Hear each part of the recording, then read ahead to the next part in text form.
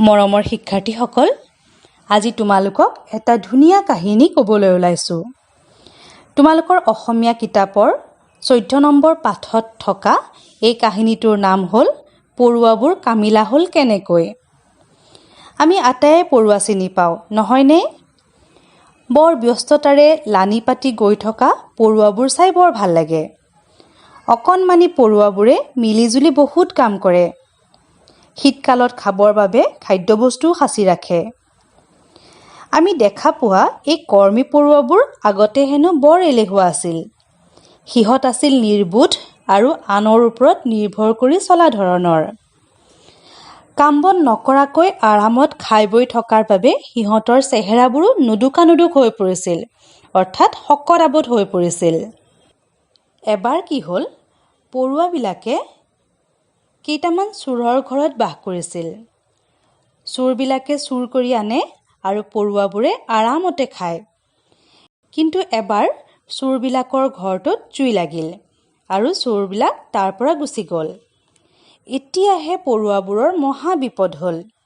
সিহঁতে যিহেতু একো কাম নকৰে, এলেহুৱা, গতিকে সিহঁত এতিয়া ক'লৈ যাব, কি কৰিব, একো উৱা দিশ নোপোৱা হ'ল।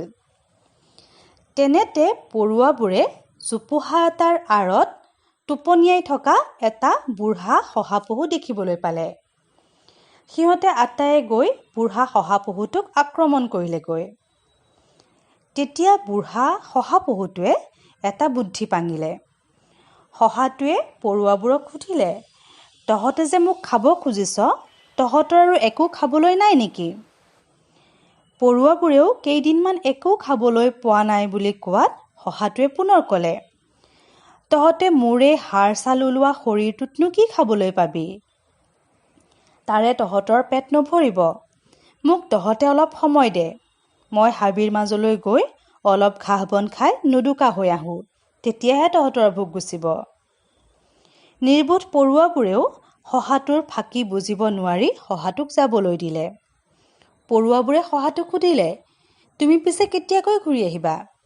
শহাটোৱে ক'লে, মই শকত হ'লেই ঘূৰি আহিম। পৰুৱাবোৰে পুনৰ সুধিলে, তই শকত হওঁতেনো কিমান দিন লাগিব? তেতিয়া শহাটোৱে ক'লে, কিমান দিন লাগে মই ঠিক ক'ব নোৱাৰোঁ, কিন্তু মই যেতিয়া শকত হ'ম তেতিয়া মোৰ দুটা শিং গজিব আৰু তহঁতৰ পাখি গজিব। শহাটোৱে এনেকৈ কৈ গুচি গ'ল। অকামিলা পৰুৱাবোৰেও খাবলৈ নাপাই শুকাই ক্ষীণাই যাবলৈ ধৰিলে। এনেকৈ বহু মাহ পাৰ হৈ গ'ল। পৰুৱাবোৰে হাবিৰ জীৱ-জন্তুবোৰৰ যাকে পায় তাকে সুধিবলৈ ধৰিলে, শিং থকা শহা এটা দেখিছানে? সকলো জন্তুৱে সিহঁতৰ প্ৰশ্নৰ উত্তৰ নিদি হাঁহিবলৈ ধৰে। শহাৰ যে শিং গজিব নোৱাৰে সেই কথা নিৰ্বোধ পৰুৱাবোৰে জনাই নাছিল। এদিন হঠাতে শহাপহুটো আহি ওলালহি। তেতিয়ালৈ পৰুৱাবোৰৰ অৱস্থা বৰ দুখ লগা হৈছেগৈ। তেতিয়া শহাটোৱে পৰুৱাবোৰৰ মানুহৰ কাম কাজলৈ মন কৰিবলৈ ক'লে। মানুহবোৰে কঠোৰ পৰিশ্ৰম কৰে, সকলো কাম নিয়মমতে কৰে, নিজৰ মাজত মিলাপ্ৰীতিৰে থাকে, খোৱা বস্তুও বিপদৰ সময়ত খাবৰ বাবে সাঁচি ৰাখে।